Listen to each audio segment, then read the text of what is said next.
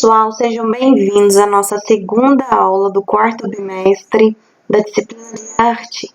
E hoje a gente vai falar sobre o realismo e o romantismo. Realismo na arte. O realismo é uma tendência estética surgida na Europa durante a segunda metade do século XIX. Do ponto de vista das artes plásticas, desponta sobretudo na pintura francesa, entretanto, também se desenvolve na escultura, arquitetura e no meio literário. O contexto histórico em que ocorre é o do sucessivo crescimento industrial e científico das sociedades.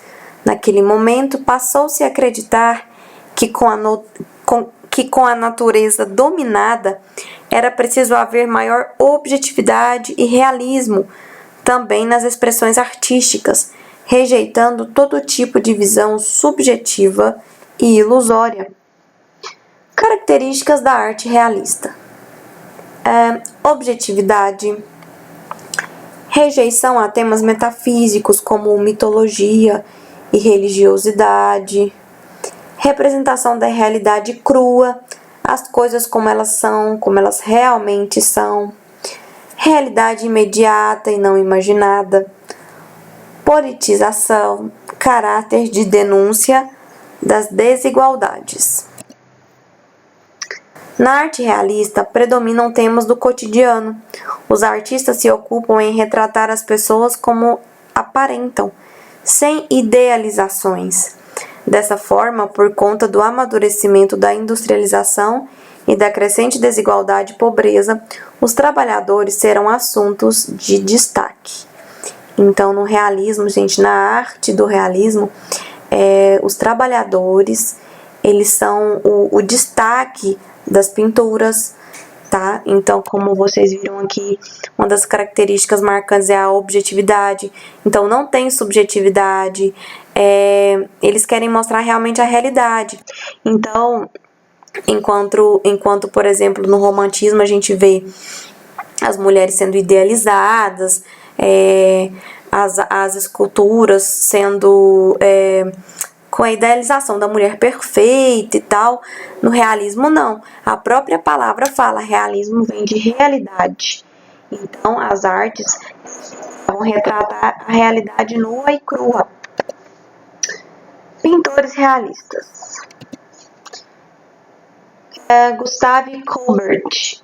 O pintor Gustave Courbet é considerado o mais importante artista dessa vertente e criador da estética realista na pintura social.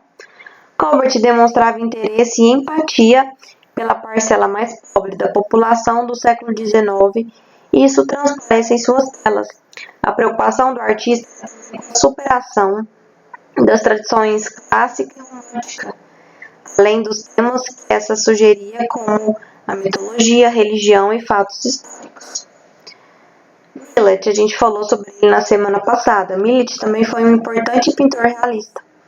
Juntamente com Camille Corot e Théodore Rousseau, organizou um movimento artístico chamado Escola de Barbizon, no qual eles retiram-se de Paris e se estabelecem no povoado rural de Barbizon. Lá, o grupo de pintores se dedica à representação de paisagens e cenas rurais. Para Millet, mais importava a representação humana do que o cenário em si. Ele dedicou-se, sobretudo, a retratar camponeses e a integração da natureza com o ser humano. Edward Manet. Manet, diferente de Courbet e de outros pintores realistas, não tinha como molde a vida rural e dos trabalhadores, tampouco a intenção de fazer uma crítica social com sua arte. Esse artista pertencia à elite burguesa e seu realismo. Ele destacava o estilo de vida aristocrático, rompeu com a tradição academicista, técnica, e foi criticado por curadores na época. Mais tarde, dá impulso a uma nova corrente, o impressionismo, que seria o precursor da arte moderna. Vamos falar agora, a gente contrastando aí com o realismo, vamos falar sobre o romantismo. Um dos primeiros movimentos artísticos que surge em reação ao neoclassicismo do século XVIII, ou seja, o romantismo ele veio antes do realismo, é o romantismo. Historicamente, situou-se entre 1820 e 1850. Os artistas românticos, eles procuraram se libertar das convenções acadêmicas em favor da livre expressão da personalidade do artista. O termo romântico foi empregue pela primeira vez na Inglaterra para definir o tema das novelas pastoris e de cavalaria que existiam nessa época. Romântico significava pitoresco, expressão de uma emoção que é definida e que foi provocada pela visão de uma paisagem. O termo romântico passou depois a ser adotado no movimento artístico-filosófico romantismo, que seguiu as ideias políticas e filosóficas dos séculos das luzes, e as ideias de um movimento alemão chamado Sturm und Drang, que tinha como principais elementos o sentimento e a natureza. Características: cultivo da emoção, da fantasia, do sonho, da originalidade e evasão para mundos exóticos, onde se podia fantasiar e imaginar. Exaltação da natureza. Gosto da Idade Média, porque tinha sido o tempo de formação das nações. Defesa dos ideais nacionalistas. Panteísmo, segundo a qual Deus não é um ser pessoal distinto do mundo. Deus e o mundo seriam uma só substância. Individualismo, visão de mundo centrada nos sentimentos do indivíduo. Subjetivismo, o artista idealiza temas, ele exagera em algumas características. Por exemplo, a mulher, ela é vista como uma virgem frágil, a noção de pátria também é idealizada. Então, como vocês podem ver, no romantismo, a subjetividade, já no realismo é objetividade, então se diferencia. No romantismo existe a idealização de temas, exagero. No realismo existe a verdade nua e crua. Arquitetos românticos. O romantismo procura elementos rústicos e entrega-se a realizações espontâneas que dão origem à incorporação na nossa cultura de vários conhecimentos acumulados pelos povos primitivos ou que se desenvolveram longe da Europa civilizada. Isso leva ao estudo das artes chinesa, japonesa, indiana e africana. Com o regresso à Idade Média, o romantismo recusa as regras impostas pela academia neoclássicas. Depois, estas eram inspiradas nos valores clássicos: ordem, proporção, simetria e harmonia. Os arquitetos românticos preferem irregularidades nas estruturas espaciais, preferência pelas geometrias mais complexas e pelas formas curvas, efeitos de luz, movimentos dos planos, pitoresco de decoração, tudo o que pode ser pintado ou representado em imagem. Pintura, gente, a pintura romântica. Vamos falar sobre as principais características da pintura romântica. Corte com academicismo neoclássico. O artista emancipa-se da encomenda e faz a sua obra baseada nos impulsos da sua alma e na sua própria inspiração.